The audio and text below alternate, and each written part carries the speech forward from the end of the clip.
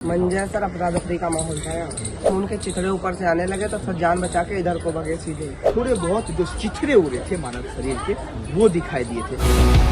नमस्कार, आप पंजाब के लाल किले के बिल्कुल सामने अभी मौजूद हुई है। मेरे पीछे दिगंबर जैन मंदिर है और वहाँ पर जो ब्लास्ट हुआ है उसके बाद से हमें यहाँ एक मस्जिद जो है वो देखने को मिला है। यहाँ बताया जा रहा है कि जब ये ब्लास्ट हुआ था शाम को तो यही मौजूद थे यहाँ पर। ये अपना पानी का काम करते हैं, पानी माहौल था ये बताइए। शुभम, जब ये ब्लास्ट हुआ उस समय आप यहीं थे? सर यही था। तो क्या मंजर था, क्या मंजर सर अफरा-तफरी का माहौल था यहाँ। जान बचेगी इसलिए पब्लिक भग रही थी सब चिल्ला चिल्ला के। सर हम वहाँ रेडी लगाते थे। अच्छा, तो कितना तेज धमाका था? धमाका बहुत तेज था, गाड़ी फटी थी पता लग रहा है। अच्छा, हाँ तो आपने बिल्कुल लाइव देखा, बिल्कुल सामने से देखा होगा? सर लाइव क्या, हम सामान धर रहे थे, फटा हुआ बिल्कुल खून के चिथड़े ऊपर से आने लगे तो सब जान बचा के इधर को भगे सीधे। अच्छा, खून के चित्रे ऊपर से गिर हाँ, रहे थे? बिल्कुल सर यहाँ से गए तो स्नान किया हमने। अच्छा, तो आपके साथ और कितने लोग थे? सर हम 4 लोग थे, अभी 3 लोग कमरे पे।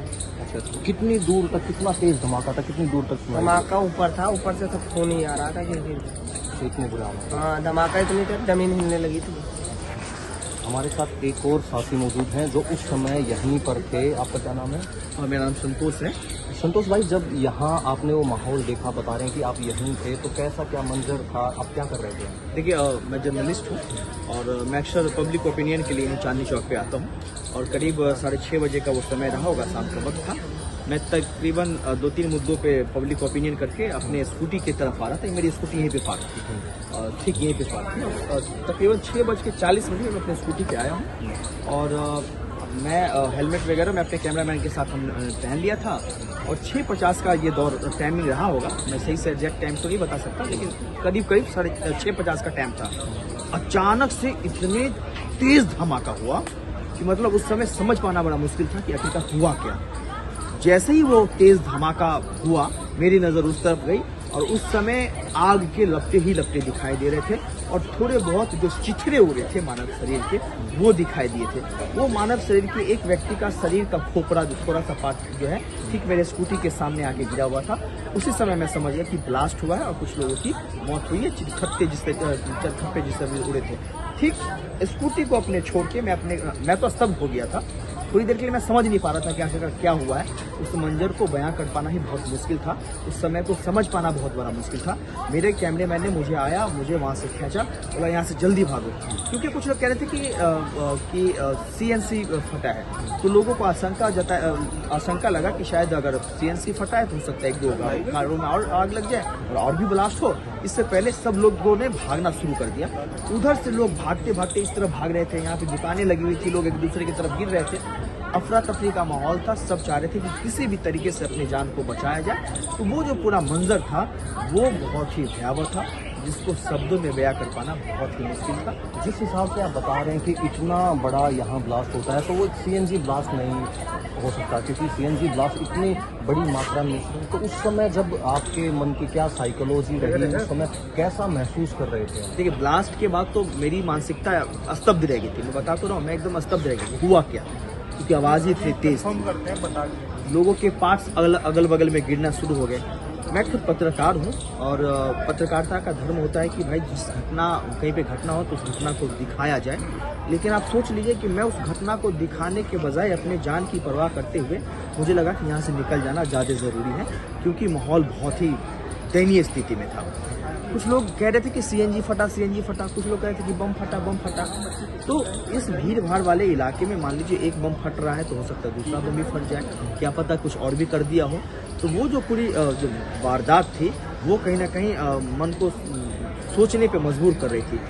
ऐसे में जैसे ही ये वारदात हुई उसके जस्ट बाद जो है 2 मिनट ही लगे होंगे, यहाँ से लोग भागना शुरू किए। हमने भी अपनी गाड़ियाँ निकाली, यहाँ से फिर अपने घर को रवाना हो गए और पूरे रात तक जो है उस बात को ध्यान में सोच कर सो नहीं पाया हूँ। मेरे आंखों में आप देख पा रहे होंगे कि वो मंजर जो अभी भी मेरे आंखों के सामने है, जो हुआ बहुत ही भयावह। कितनी भीड़ थी उस समय, कितने लोग यहाँ पर मौजूद थे? देखिए, चांदनी चौक जैसे जगहों पे भीड़ होना तो अमूमन आम बात है, लेकिन कल सोमवार था संडे को यहाँ बहुत ज़्यादा भीड़ होती है क्योंकि लोग शॉपिंग करने के लिए आते हैं। हालांकि मंडे को भी शॉपिंग करने के लिए आते हैं, लेकिन कल करीब करीब मुझे लगता है कि उस समय कम से कम 5 से 6 हज़ार लोगों की तादाद रही होगी धमाके वाले जगहों पे, उसके आसपास में।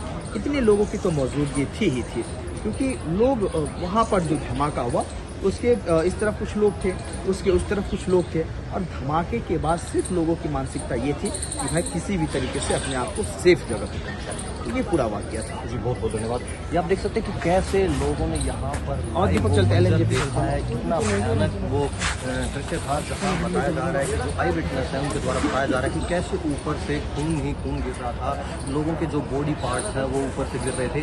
यहाँ बिल्कुल कहीं अमूमन ये इस बात को दर्शाता है कि ये एकदम से लिया गया, अफरा तफरी में लिया गया फैसला था, क्योंकि अगर साजिश करता, अगर आत्मघाती हमला करना हो तो संडे का दिन सबसे ज़्यादा भीड़ वाला होता है, क्योंकि आज सब लोगों की छुट्टी होती है, लोग लाल किले में चांदनी चौक घूमने के लिए आते हैं। लेकिन ये जो है वो सोमवार को अंजाम दिया गया है। मेरे पीछे आप देख सकते हैं कि NSG कमांडो यहाँ पर आए हुए हैं और ये तफ्तीश अपनी अभी शुरू करने वाले हैं। यहाँ पर हर एक एजेंसी जो है वो हर एजेंसी अपने काम पर लगी हुई है, सभी इन्वेस्टिगेशन कर रहे हैं। तो आप देखते हैं ये NSG यहाँ पर आकर रुकी है। अब ये वहाँ जो इन्वेस्टिगेशन जो एरिया है वहाँ पर जाएंगे और वहाँ